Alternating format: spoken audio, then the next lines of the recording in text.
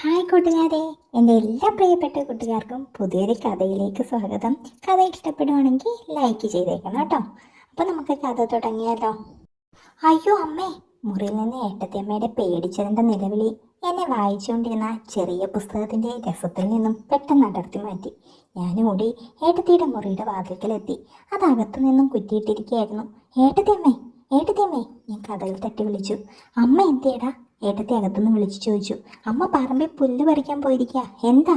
ഈശ്വര, ഇനി ഞാൻ എന്താ ചെയ്യാ? ഏട്ടത്തി വീണ്ടും പേടിച്ച് നിലവിളിക്കുകയാണ്. എന്തു പറ്റി? വല്ല പാമ്പോ ചേരയോ വല്ല ആണോ ഏട്ടത്തിയമ്മേ? ഞാൻ ചോദിച്ചു. അയ്യോ അല്ലടാ, പിന്നെ എന്തു പറ്റി? വാതിലൊന്ന് തുറക്ക വേഗം. ഞാൻ കഥകിൽ തട്ടാൻ തുടങ്ങി. അകത്തുനിന്ന് ശബ്ദമൊന്നും കേൾക്കുന്നില്ല. എനിക്ക് പേടിയായി. ബോധം കെടുവോ മറ്റോ ചെയ്തോ? ഞാൻ വീണ്ടും വിളിച്ചു. അപ്പം മറുപടി വന്നു. നില്ല്, തുറക്കാം. ഞാൻ വെളിയിൽ കാത്തു നിന്നു. പിന്നെ ഇനി എൻ്റെ ഏട്ടത്തിയമ്മയെ പറ്റി പറയാം. ഗീതു എൻ്റെ ഏട്ടൻ്റെ ഭാര്യയാണ്. കല്യാണം കഴിഞ്ഞിട്ട് മാസങ്ങൾ മാത്രമായതേ ഉള്ളൂ. അവധിക്കാലമാണ്. വേനൽ തുടങ്ങി. എൻ്റെ മൂത്ത ചേച്ചിമാരുടെ കല്യാണം കഴിച്ചയച്ചപ്പോൾ വീട്ടിൽ അമ്മയ്ക്കൊരു പെണ്ണിൻ്റെ സഹായം അത്യാവശ്യം മാറി. ഏട്ടനെ പിടിച്ചച്ഛൻ കെട്ടിക്കുകയും ചെയ്തു. ഏട്ടനാണെങ്കിൽ അച്ഛനെ സഹായിച്ച് ടൗണിലുള്ള ഞങ്ങളുടെ കടയിൽ തന്നെ നിൽക്കുന്നു. ഏട്ടത്തെ കാണാൻ പിന്നെ അത്യാവശ്യം നല്ല സാധനമാണ് കേട്ടോ. ടൗണിൽ ജീവിച്ച പെണ്ണ് ഡിഗ്രിക്കൊക്കെ പോയെങ്കിലും പൂർത്തിയാക്കിയില്ല. കെട്ട വീട്ടിൽ വന്ന് കണ്ടപ്പോഴേ എനിക്ക് തോന്നി, ഇനി ഈ ജന്മത്ത് ഏട്ടത്തി ഡിഗ്രി എഴുതുകയൊന്നുമില്ല. കോളേജിലുള്ള സകല ചെക്കന്മാരും ഏട്ടത്തിയുടെ പുറകെ ആയിരിക്കും. അത്രയ്ക്കുണ്ട് സാധനം.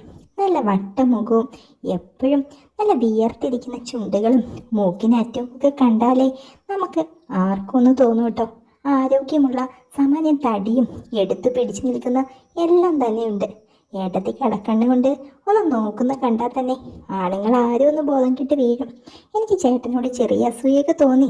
എന്നാലും ചേട്ടൻ്റെ ഒരു ഭാഗ്യം. സാരമില്ല, എനിക്കും കണ്ണുകൊണ്ടെങ്കിലും നോക്കാലോ. ഒരു ഇരയായി തൽക്കാലത്തേക്ക്. ഒന്ന് രണ്ട് പ്രാവശ്യം പറമ്പിൽ കുത്തിയിരിക്കുന്നതൊക്കെ ഞാൻ ഒളിച്ചെന്ന് കണ്ടിട്ടുണ്ട്. എന്തിനാ ഈ പെണ്ണുങ്ങൾ ഇങ്ങനെ തുണി കൊണ്ട് മുമ്പും പിമ്പുമൊക്കെ മറയ്ക്കുന്നത് എന്നെനിക്ക് തോന്നിയിട്ടുണ്ട്. എഴുന്നേറ്റ് പോയി കഴിയുമ്പോൾ അറിയാത്ത ഭാവത്തിൽ മണ്ണിലുണ്ടായ ചെറിയ കുഴിയിലും അതിനു ചുറ്റും ഉറഞ്ഞുകൂടുന്ന വെളുത്ത പതയിലുമൊക്കെ ഞാൻ നോക്കി നിന്നിട്ടുണ്ട്.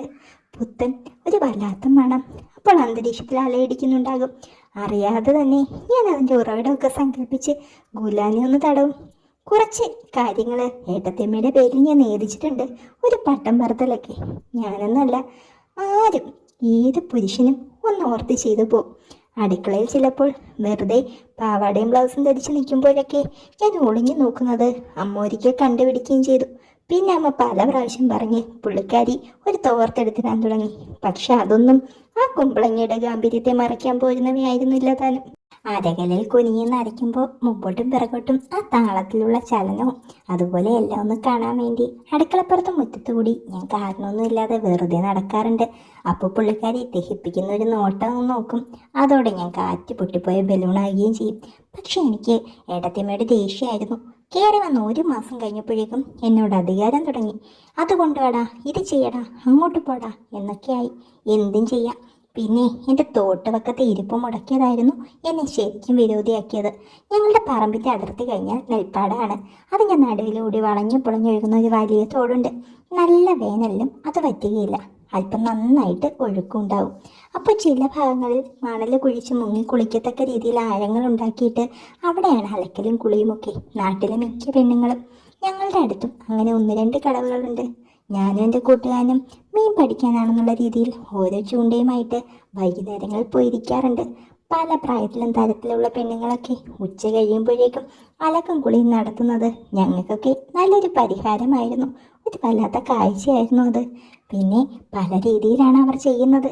എന്തൊക്കെയോ വെച്ച് മറച്ചെന്നോ മറച്ചില്ലെന്നോ വരുത്തി തോർത്ത് വകഞ്ഞ് സോപ്പൊക്കെ തേച്ച് കുളി കഴിഞ്ഞ് തോർത്തിൽ നിന്ന് മുണ്ടിലേക്കൊരു മാറ്റവും എല്ലാം കൂടി കണ്ണിന് നല്ല കൗതുകമുള്ള കാഴ്ചകൾ. അവരൊക്കെ തങ്ങളുടെ അന്നുള്ള കാര്യങ്ങൾക്ക് വകയൊരുക്കുന്നത് ഈ രീതിയിലുള്ള കാഴ്ചകളായിരുന്നു. മിന്നായം പോലെ ഒന്ന് കണ്ടാൽ മതിയല്ലോ അന്നത്തേക്കുള്ള പട്ടത്തങ്ങളുടെ കാര്യമായി. കിണറുകളിൽ വെള്ളം നിറഞ്ഞ പിന്നെ അവരുടെ വരവ് പതിയെ പതിയെ കുറയും. പിന്നെ പുത്തനേട്ടത്തി വന്ന് 1 മാസം കഴിഞ്ഞപ്പോഴേക്കും അയലത്തെ 1-2 പെണ്ണുങ്ങളുമായിട്ട് ചങ്ങാത്തം കൂടി. കുളി തോട്ടിലേക്ക് മാറ്റി തുടങ്ങി. ആദ്യം നല്ല വെള്ളമാണോ എന്നൊക്കെ എന്നോട് ചോദിച്ചു. അപ്പോഴേക്കും ഞാൻ പറഞ്ഞു, തോട്ടിൽ പോകണ്ട ഏട്ടത്തി, കാരണമുണ്ട്. അത് നിങ്ങൾക്ക് വൈകിയ മനസ്സിലാവും കേട്ടോ. അത് വക വെക്കാതെ അവർ തോട്ടിൽ പോക്ക് തുടങ്ങി. ഞങ്ങളുടെ ഈ ഒരു പഞ്ചായത്തി കൃഷി ടൗണിൽ വലിച്ചു വളർന്ന ചേച്ചിക്ക് പെട്ടെന്ന് മനസ്സിലായി. 2-3 ദിവസം കഴിഞ്ഞപ്പോൾ എന്നെ വിളിച്ചത് ക്രോസ് സ്ഥലം. നീ എന്തിനായിരുന്നു തോട്ടുവക്കത്ത് പോയത്? മീൻ പിടിക്കാനായിട്ടതി. എന്നിട്ട് നിനക്കൊരു നെത്തോലെങ്കിലും കിട്ടിയിട്ടുണ്ടോടാ? അത് ചിലപ്പോഴൊക്കെ കിട്ടാറുണ്ട്. കിട്ടും കിട്ടും. മുട്ടേന്ന് വിരിയുന്നതിന് മുമ്പിട്ടേ അവൻ പോയിരിക്കുക. എന്താ ചെക്കൻ്റെ പരിപാടി? ദേ ഒരു കാര്യം ഞാൻ പറഞ്ഞേക്കാം. ഇനി ആ തോട്ടുവക്കത്തെങ്ങാനും നിന്നെ കണ്ട ഞാൻ അച്ഛനോടും ചേട്ടനോടും എല്ലാവരോടും പറയും. അസത്ത് പൊക്കോ ഇടുന്ന. ഒന്നും മിണ്ടാതെ ഞാൻ തലകുനിച്ച് നിന്നതേ ഉള്ളൂ. പക്ഷെ മനസ്സിൽ പറഞ്ഞു, മുട്ടയാണോ വരാലാണോ എന്നൊക്കെ അറിയണമെങ്കിലേ എൻ്റെ പൊന്നു പെണ്ണുപിള്ളേ ഞാൻ വല്ലതൊക്കെ കാണിക്കും.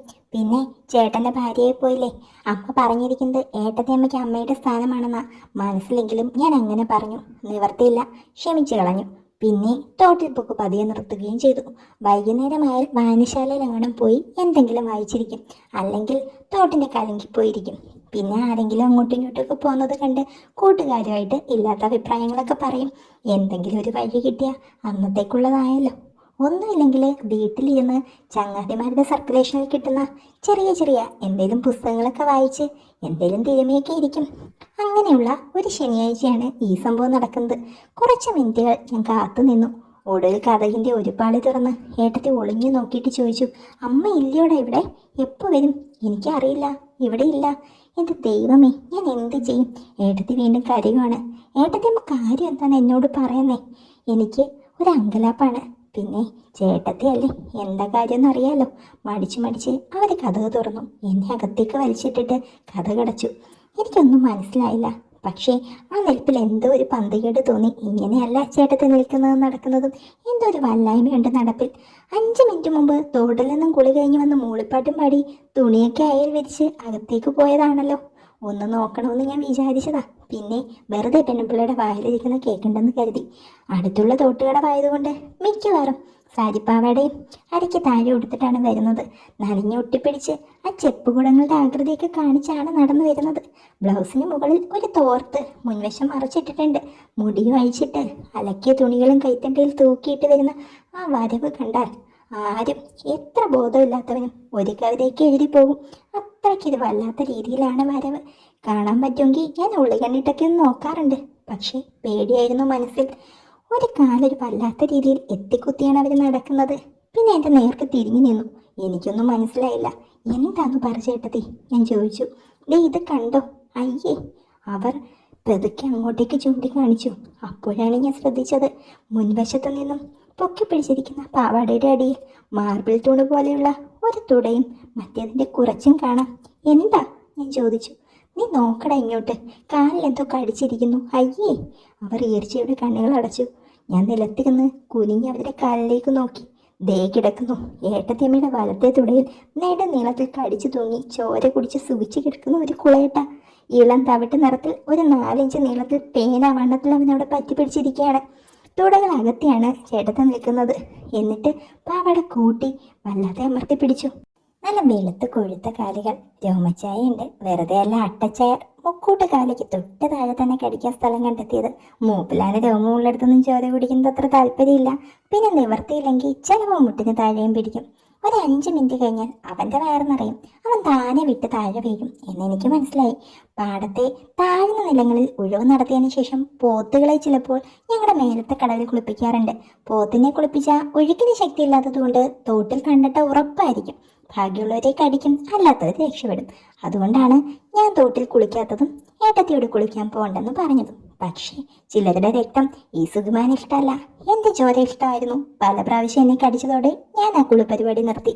അതുകൊണ്ട് തന്നെയാ ഞാൻ അങ്ങനെ പോകണ്ടെന്ന് പറഞ്ഞ്. കേട്ടില്ല. ഇപ്പം കിട്ടിയില്ലേ, അങ്ങനെ വരട്ടെ. ഞാൻ പെട്ടെന്ന് ഓടി അപ്പുറത്തെ മുറിയിൽ നിന്നും ചുണ്ണാമ്പ് ഡപ്പി എടുത്തു. അമ്മയും അച്ഛനും ഇടയ്ക്കൊക്കെ മുറുക്കുന്ന സ്വഭാവമുണ്ട്. പിന്നൊന്ന് ചിന്തിച്ചു, ഇങ്ങനൊരു അവസരം ഇനി കിട്ടത്തില്ല, പകരം വീട്ടുകയും ചെയ്യാം. കാണാൻ കൊതിച്ചത് ഒന്ന് കാണാലോ. മനസ്സുരുകി പ്രാർത്ഥിച്ചു, എൻ്റെ ശ്രീകൃഷ്ണ, ശൃംഗാരത്തിൻ്റെ അവതാരമേ, അമ്മ ഇപ്പോഴെങ്ങും തിരികെ വരല്ലേ. തിരികെ മുറിയിലേക്ക് ഓടി. ഏട്ടത്തി ആ നിൽപ്പ് തന്നെയാണ്. ഞാൻ കഥകടച്ച് കുറ്റിയിട്ടു. എന്തിനാണ് കുറ്റിയിട്ടത്? അത് ഏട്ടത്തിയമ്മയുടെ ഈ നിൽപ്പ് ആരെങ്കിലും കണ്ടാൽ, ഓ എന്തോ, നീ ഒന്ന് വേഗം എന്തെങ്കിലും ചെയ്യേ. ഈ മാരണത്തിന് എങ്ങനെയെങ്കിലും ഒന്ന് പറിച്ചെടുക്ക്. എൻ്റെ ഭഗവതി, ഏട്ടത്തിൽ നിന്ന് വിറയ്ക്കാണ്. ഏട്ടത്തി ഇങ്ങനെ പേടിക്കാവുന്നില്ലേ?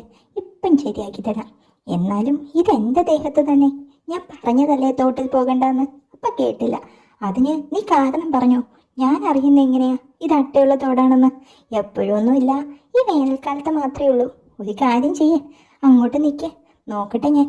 ചുണ്ണാമ്പ് തേക്കണമെങ്കിൽ കാണണം. ഒരു സ്ഥലം വിടുമ്പോഴേ വേറെ സ്ഥലം കിട്ടിയാൽ അവൻ അവിടേക്ക് പിടിക്കും. ഇപ്പം വലിച്ചു വലിച്ച് കളയാനൊന്നും പറ്റില്ല. അവിടം കൊണ്ടായിരിക്കും പോകുന്നത്. അവർ മനസ്സോടെ അങ്ങോട്ട് മാറി നിന്നു. കള്ളി എന്തൊക്കെയോ മറയ്ക്കുന്നു. ആ, ശരിയാക്കി തരാം. നിലത്തിരുന്ന് പതുക്കെ അട്ടയിലേക്ക് ഞാനൊന്ന് നോക്കി. അപ്പോഴേക്കും മറ്റൊരട്ട എന്നിലിങ്ങനെ ഉയർന്നു വരുന്നുണ്ടായിരുന്നു. എൻ്റെ പൊന്നു ചേട്ടത്തി, അനങ്ങാതെ നിൽക്കണേ. അവൻ്റെ കണ്ണിൽ തന്നെ തേച്ചില്ലെങ്കിലേ അവൻ മറ്റുള്ളിടത്തേക്ക് കയറി പിടിക്കും. ഞാൻ വളരെ ശ്രദ്ധയോടെ പരിപാടി ആരംഭിച്ചു. ഒരു വല്ലാത്ത ഗന്ധം വരുന്നുണ്ട്. എനിക്ക് പക്ഷേ മണം ഇഷ്ടപ്പെട്ടു. മുകൾ ഭാഗത്തെ മൈതാനമൊക്കെ പുല്ലുവെട്ടി വൃത്തിയാക്കി വെച്ചിരിക്കുന്നു. നീ എന്നതാ ചിക്ക കാണിക്കുന്നത്? എൻ്റെ ഈശ്വര, എനിക്ക് വയ്യ. ഏട്ടത്തിക്ക് സഹി കിട്ടു. അവര് വീണ്ടും മുഖം പൊത്തി. എൻ്റെ ഏട്ടത്തിയമ്മേ, അങ്ങനെ നിൽക്ക്, ഇപ്പൊ ശരിയാക്കാം. ഞാൻ പതിയൊന്ന് തൊട്ടു ആ തടിച്ച അകച്ചുണ്ടുകളിൽ. എടാ ചെറുക്ക, നീ എന്തായി ചെയ്യുന്നത്? അവര് കാലനക്കി. ഇവിടെ എല്ലാം അട്ട ഏട്ടത്തിയമ്മേ. എടാ കുരുത്തക്കെട്ടവനെ, അത് അട്ടയല്ലടാ. ഇതോ, പിന്നെ ഇതോ? എൻ്റെ പൊന്നെ, അതൊന്നും അട്ടയല്ല. അതൊക്കെ അങ്ങനെ ഉള്ളതാ. ഓഹോ, ഞാൻ അറിഞ്ഞില്ല. എങ്കിൽ പിന്നെ ഒരെണ്ണേ ഉള്ളൂ. ഞാനതിനെ വലിച്ചു മാറ്റിയിട്ട് അവിടെ നിന്ന് എഴുന്നേറ്റു. പിന്നെ വല്ലപ്പോഴൊക്കെ ഇങ്ങനെ അട്ടയെ നോക്കിക്കണം കേട്ടോ, അല്ലെങ്കിലേ ഇതെല്ലാം കൂടി ഇവിടെ കൂട് കൂട്ടും. ചേട്ടനോട് ഇതൊന്നും കാണിക്കുന്നൊന്നും ഇല്ലേ? മിണ്ടാതെ ഇനി വേറെ അല്ല അട്ടയുണ്ടോയെന്ന് ശ്രദ്ധിക്കുന്നതിനിടയിൽ ഞാൻ അവരോട് പറഞ്ഞു, ഇടയ്ക്കിടയ്ക്ക് അതിൻ്റെ കുഞ്ഞുങ്ങളൊക്കെ ഉണ്ടോയെന്ന് എന്നെ കൊണ്ടൊന്ന് നോക്കിയത് നല്ലതാട്ടോ. എന്നിട്ട് ഞാൻ പതിയെ റൂമിൽ നിന്ന് ഇറങ്ങി. കുറേ നാളെ കൊതിച്ചിരുന്ന ഒരു കാഴ്ച കണ്ട രസത്തിലായിരുന്നു ഞാൻ.